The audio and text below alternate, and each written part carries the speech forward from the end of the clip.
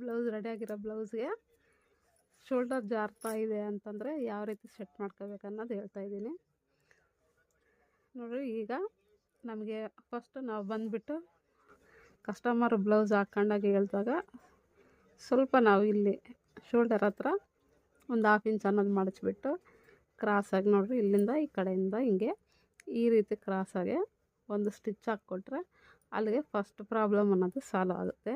ಆದರೆ ಇನ್ನೂ ನಮಗೆ ಜಾಸ್ತಿ ಐತೆ, ಶೋಲ್ಡ್ರು ಫಾಲ್ಸ್ ಆಗ್ತೈತೆ ಅಂತಂದರೆ ಇರುತ್ತೆ, ಹ್ಯಾಂಡ್ಸ್ ಕೂಡ ಟೈಟಾಗಿರುತ್ತೆ. ಆದರೆ ಇಲ್ಲಿ ಮಾತ್ರ ಲೂಸ್ ಬರ್ತಾ ಇರುತ್ತೆ.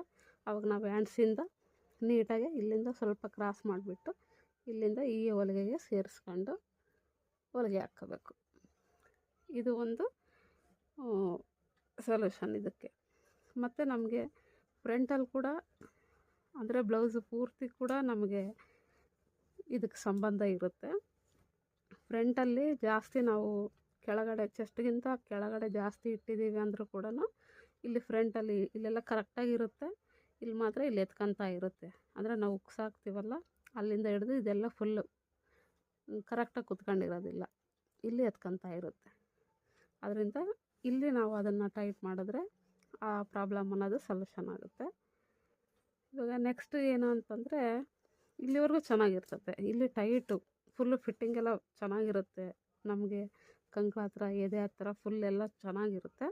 ಆದರೂ ಕೂಡ ಫುಲ್ಲು ಟೈಟ್ ಹಾಕ್ಬಿಟ್ಟು